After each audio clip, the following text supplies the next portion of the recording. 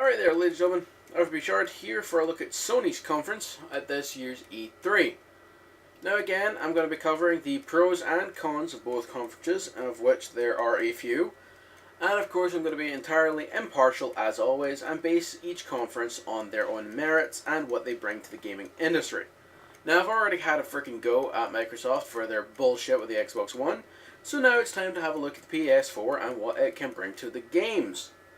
So, first off, we'll start with the good points. Sony started off, as they always do, talking about their latest handheld, i.e. the Vita.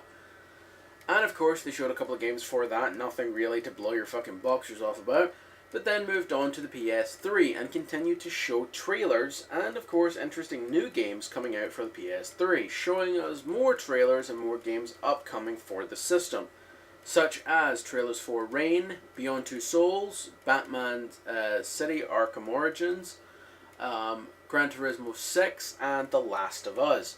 Now, to be honest, I kind of felt it kind of cheap, though. I mean, I know showing The Last of Us, considering it was literally going to be out in like 5 days when they showed the conference, so kind of a bit of a cop-out there. Felt a bit like filler. But the rest of the trailers look pretty reasonable, and of course it's for PS3, so I mean it's good to show that they're still supporting the old system. But then let's move on to the meat of the conference. They moved on to the PS4 and the reveal. Now, I wasn't really overly whelmed with the reveal. Again, it's a black box. Not really much more can be said about it, you know. Ooh, a blue light. Big wow. Not really, you know, blowing my socks off. But then again, I'm here for the internals of the machine and what it's capable of doing. And in that regard, the PS4 kind of delivered with their show of games that were coming out for the system. They mentioned over 100 titles would be ready within the first year, and they mentioned that 20 of those titles are first party, and of course a bunch of them will be coming out for launch. Now, as of these titles, they showed a couple of original titles, which I didn't expect from them, i.e. They displayed Mad Max, which really was quite a surprise, considering, like, when I was watching the trailer, I thought it was maybe going to be like a Borderlands or a new Fallout game or something. But then, blam, you got smacked with Mad Max, which was a pleasant surprise. They also showed another game, kind of a steampunk Dishonored type mishmash, which goes under the name of Order 1886. My bad, I'm horrible with dates. Which looked kind of, yeah, it was very Dishonored-y, but this time with like werewolves and monsters and stuff, so kind of interesting. Might be cool. They also showed off the new Killzone Shadowfall, which looked a bit departed from the, you know, the old grudgy looking of the Killzones previously, which isn't to say it's a bad thing. I always thought Killzone was a little dark, a bit gritty, a bit fucking, you know, grey. So, I mean, this is a nice departure from that. We saw some freaking shrubbery. So, woo, shrubbery. They showed off more stuff on Knack, and of course they showed off Infamous Second Son, which is the sequel, of course, like the proper sequel to Infamous, whereby instead of being a lightning-powered superhero, this time you're a fire-powered superhero. Which, I'm not sure if that's just lack of creativity on the developer side, or, you know, if the use of fire is actually going to have, like, some proper game-changing elements to it. So that could be nice.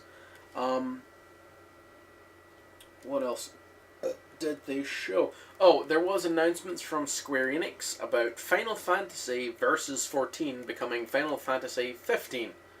Which, to be honest, I don't know why that would even be in the good news section. I was kind of more fucking confused by that one. Like, why the hell would you... Why change the name? I mean, really? Anyway. Of course, they also announced Kingdom Hearts 3, which got a big whoop from those people who are into that. Personally, I've never understood Kingdom Hearts. I don't see the point of putting Final Fantasy characters alongside fucking Goofy. That never worked for me. It may work for some people, but to me it's always just been no. No. That's a line you do not cross. And of course, the final good point I'm going to mention before moving on to the list of fails, and there are a few, is of course the announcements at the end of the conference, which was the price knockout, which was $399, a good $100 cheaper than the Microsoft Xbox One, which was like a fucking uppercut to the junk of Microsoft, and of course the announcement of no DRM. Now, that's been done. We're going to move on to the fails section of this. Starting with what I just mentioned.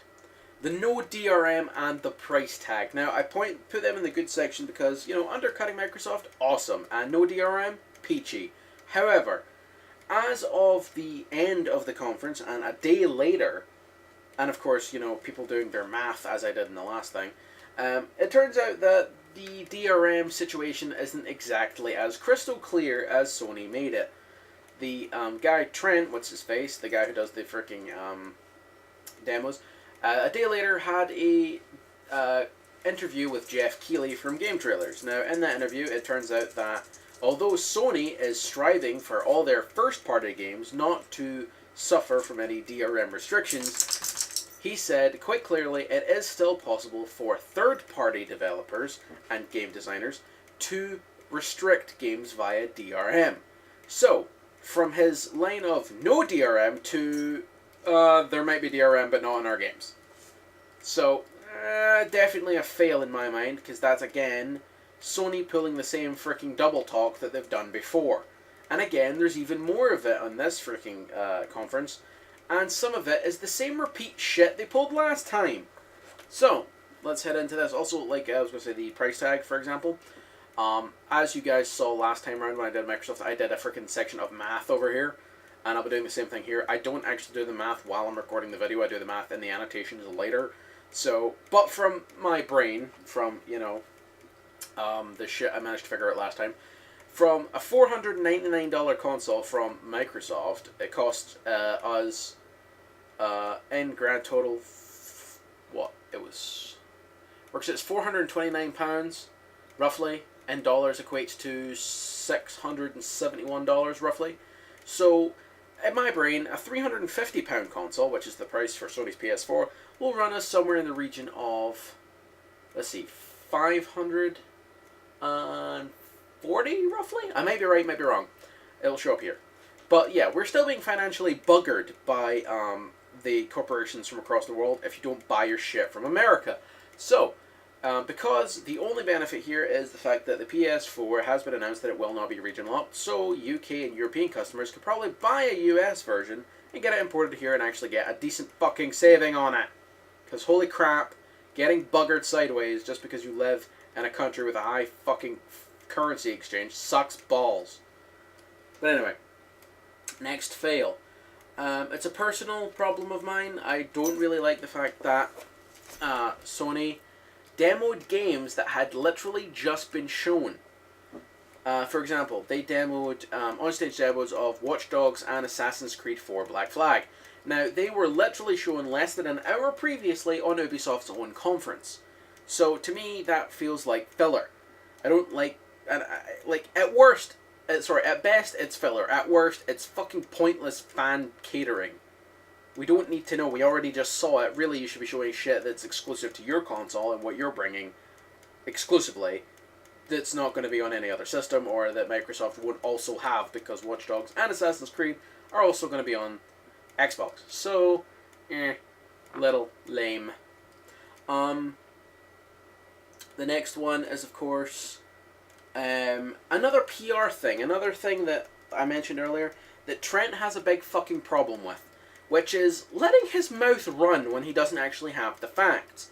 For example, this year he did the same thing he did last year, and the same fucking thing happened, where he mentioned exclusive games that you could only be found on Sony's platform, which of course he mentioned last year being Final Fantasy XIV, which again, not true.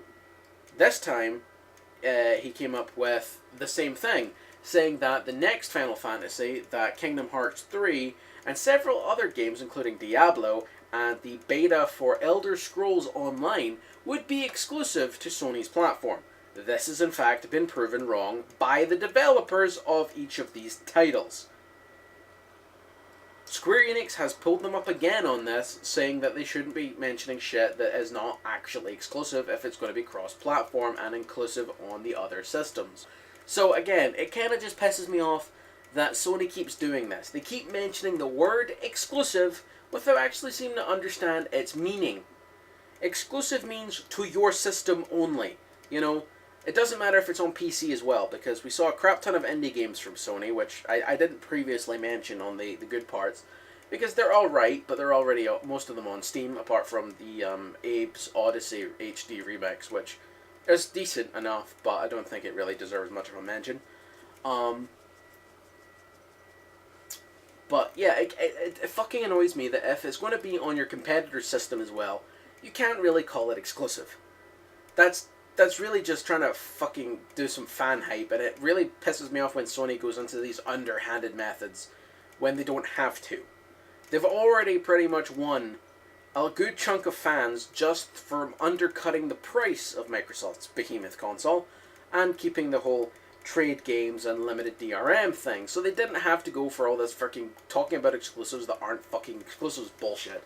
But it seems to be a pattern that they seem to be stuck in because they've done it for like the past 3 years running.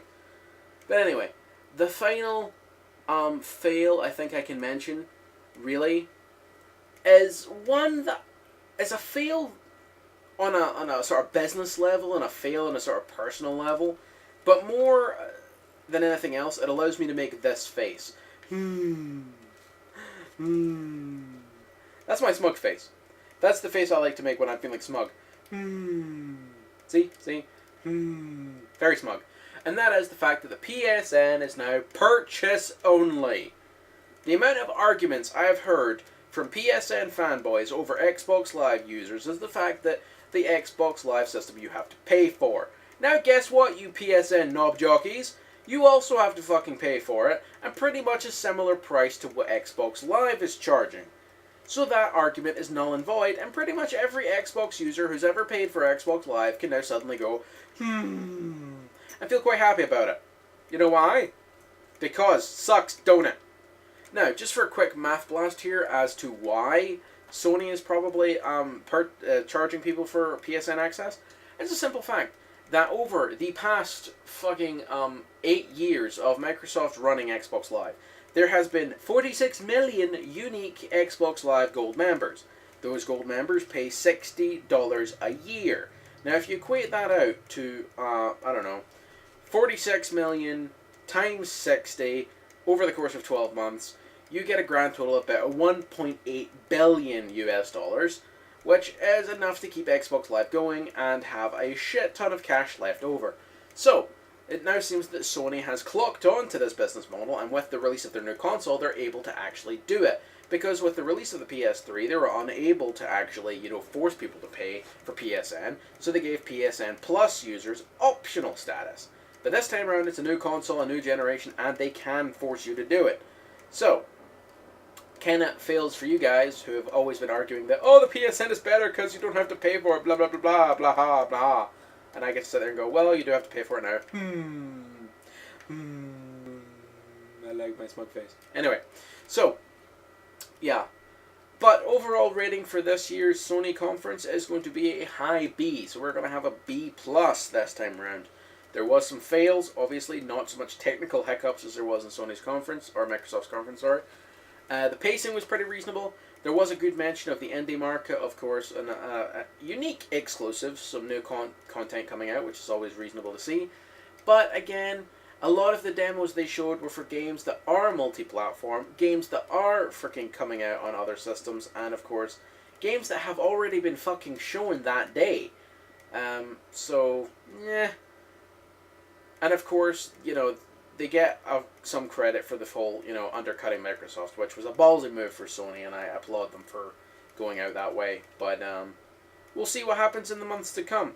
My opinion is still yet to be made on what system I'm going for the next gen. But so far I'm sticking with my 360, and I'll see what happens and see what games come out. So, that's it. Stay tuned for the next shows, which will be Ubisoft and EA, and I will hit them up in the next coming days. So, peace out! Wow.